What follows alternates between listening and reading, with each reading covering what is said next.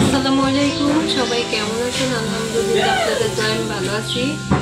তো আজকে বানাবো হলো জলপাইয়ের আচার। তো আচারটা আমি কিভাবে বানাই তাই কিন্তু আপনাদের সাথে শেয়ার করতেছি। পুরোটা ভিডিও অবশ্যই দেখবেন। আচার বানানোর জন্য হলো কিছু জলপাই নিয়ে আসছিল। আমাদের এদিকে একটা মাদ্রাসা আছে, মাদ্রাসার গাছের জলপাই, কিন্তু অনেকদিন হয়ে গেছে। জলপাইগুলো নিয়ে আসছে, আচার বানাবো বলেও বানানোর সময় হয় না। আজকে দেখি জলপাইগুলো অনেকগুলো পচেও গেছে, ফেলে দিয়েছে। আর এই কয়টা জলপাই রয়ে গেছে, আর এই কয়টা জলপাই দিয়ে হলো আমি আচারটা আজকে বানাবো। আর আচারটা বানাতে হলো আমার রসুনের কোয়া লাগবে, এর জন্য রসুন নিয়ে নিয়েছি। রসুনগুলো হলো সিলে কোয়া বের করে নেব। বন্ধুরা, জলপাই আচার বানানোর জন্য হলো আমি জলপাইগুলো ভালোভাবে ধুয়ে নিয়েছি।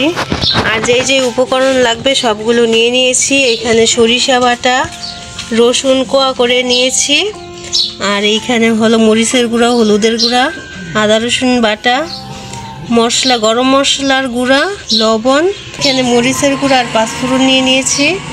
আর এখানে চিনি নিয়েছি আর সরিষার তেল নিয়ে নিয়েছি। সবগুলো উপকরণ এখানে একসাথে নিয়ে নিয়েছি। এখন আচারটা বানিয়ে নিব।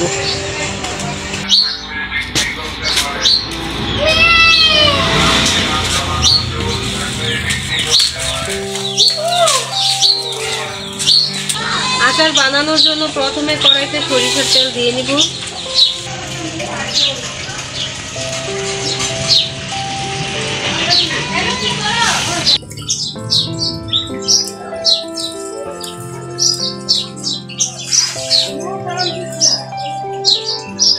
পাতা দিয়ে দিলাম তেলের মধ্যে।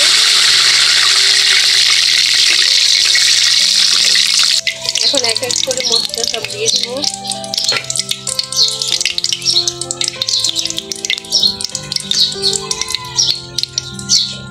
আদা রসুন পেস্ট,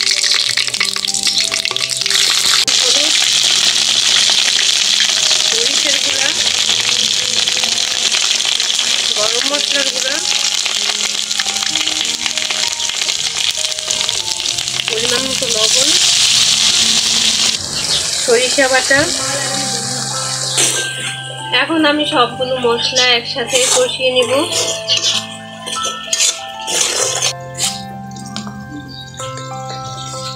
আইটেম করতে আছে লোকে বাবুগুলো জিজ্ঞেস করেন।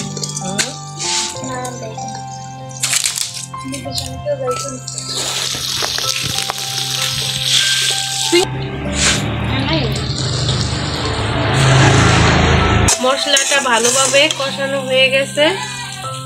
এখন রসুনগুলো দিয়ে দিব, সাথে জলপাইগুলো দিয়ে দিব।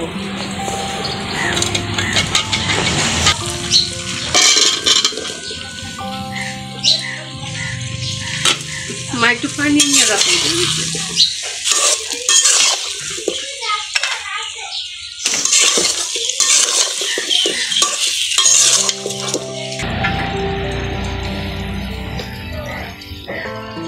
কষানো হয়ে গেছে।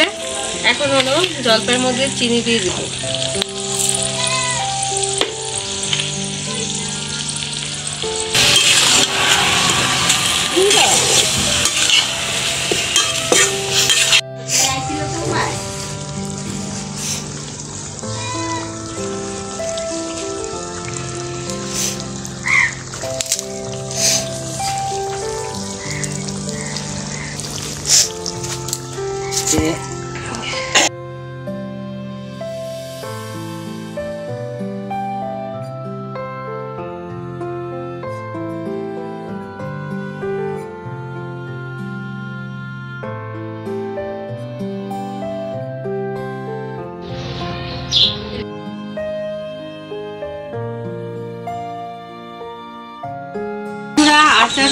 প্রায় হয়ে গেছে। এখন হলো এই মশলাটা দিয়ে দিব।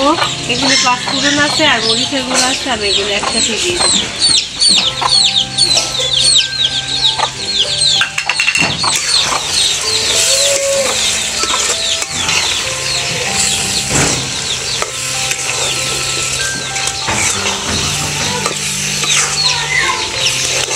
ফোড়ন এবং মরিচের গুঁড়া দিয়ে দিয়েছিলাম, আর দেওয়ার পর কালারটা এমন আসছে। এখন ভালোভাবে নেড়ে নিব।